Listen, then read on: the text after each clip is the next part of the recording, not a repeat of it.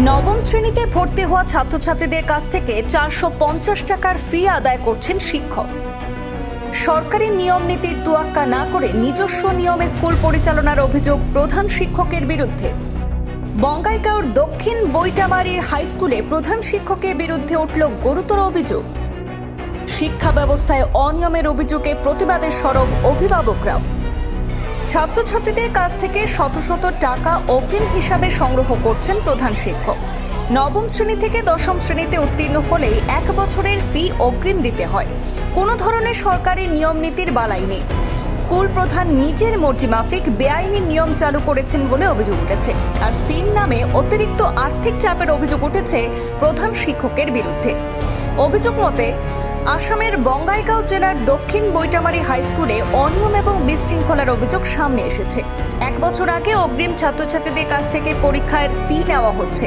এছাড়াও নবম শ্রেণীতে ভর্তি হতে আসা ছাত্রছাত্রীদের কাছ থেকে 450 টাকা করে নেওয়া হচ্ছে বলেও অভিযোগ প্রধান শিক্ষক হামিদুল রহমানের বিরুদ্ধে। নবম থেকে দশম শ্রেণীতে উত্তীর্ণ হলেও দশম শ্রেণীর পুরো বছরের ফি হিসাবে আগাম 450 টাকা করে দিতে হচ্ছে। যে সময় আসাম সরকার আর্থিকভাবে অসচ্ছল ছাত্রছাত্রীদের জন্য বিনামূল্যে শিক্ষার ব্যবস্থা চালু রেখেছে, ঠিক তার বিপরীতে এই প্রধান শিক্ষক হামিদুল রহমানের বিরুদ্ধে এমন আর্থিক অনিয়মের অভিযোগ উঠেছে। স্কুলে পড়াশোনা শুরু হওয়ার প্রায় 1 মাস হয়ে গেলেও এখনো পর্যন্ত গণিত, বিজ্ঞান এবং সমাজবিজ্ঞানের বই সরবরাহ করা হয়নি বলেও অভিযোগ তুলেছে ছাত্রছাত্রীরা। এইটো ফিজ মানে এনেকুৱা ফিজ নহয়, এইটো এক্সাম ফিজ লোৱা হৈছে। আমাৰ গোটেই যেতিয়া এক্সাম আহে, এক্সামৰ ফিজটো যেতিয়া আমি ল'ব যাওঁ তেতিয়া 60% ফিজ নিদিয়ে। 60% যেতিয়া ফিজ নিদিয়ে আমি পৰীক্ষাটো চলোৱা দিগদাৰী হয়। গতিকে আমাৰ এইটো সিদ্ধান্ত মৰ্মে আমি পৰীক্ষাৰ ফিজখিনি লৈ লওঁ।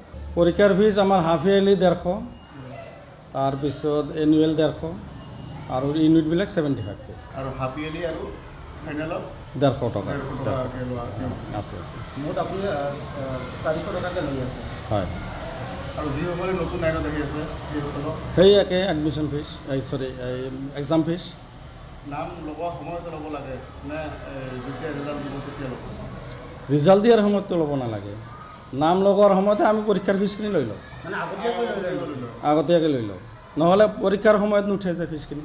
আগতীয়াকৈ লোৱাৰ বাবে আপোনাক বিভাগীয় কৰ্তৃপক্ষই এইখিনি কি আপোনাক কি দিছিল?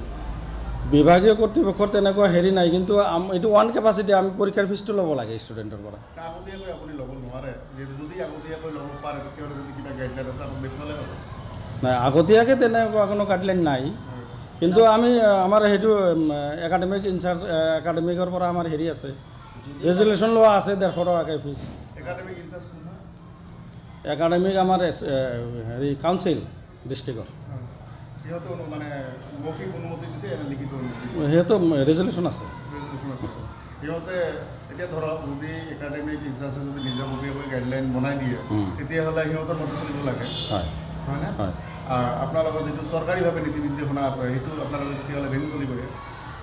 চৰকাৰী নিৰ্দেশনাও তাতে একাডেমিকৰ পৰা চৰকাৰী নিৰ্দেশনা পায়ে একাডেমিকে ৰেজুলেশ্যন লয়। চৰকাৰীভাৱে আমি জনাত কোনো ধৰণৰ তেনেকুৱা নিৰ্দেশনা নাই য'ত আপুনি আগতীয়াকৈ ফিজ ল'ব পাৰে।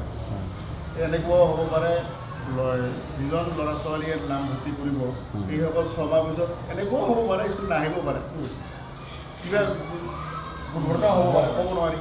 এডভান্স আগত কেতিয়াও ল'ব লোৱাৰ কোনো ছিষ্টেম নাথাকে। আপুনি যিটো লৈছে সেইটো তেনেকুৱা কিবা যদি গাইডলাইন আছে আমি দেখুৱাব পাৰে। গাইডলাইন মানে আমাৰ একাডেমিকত এইটো আপোনালোকে সুধি চাব পাৰে, একাডেমিকত আপোনালোকে খবৰ লওক। একাডেমিকৰ ইনচাৰ্জ কোন হয় আপোনাৰ?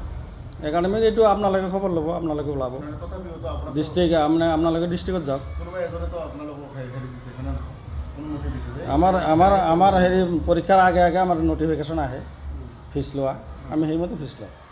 আপুনি প্ৰথমে এটা কথা উল্লেখ কৰিছে যে 400 টকাৰ কোনো ধৰণৰ গাইডলাইন নাই, কিন্তু আপোনালোকে তথাপিও লৈ আছে। হয়, তো এইটো কিমান যুক্তিসংগত বুলি আপুনি ভাবিছে? চুক্তিসংগত মোৰ বোধেৰে পূৰা যুক্তিসংগত, কাৰণ সেই সময়ত যে ফিজ নুঠে সেই ফিজখিনি কোনে দিব?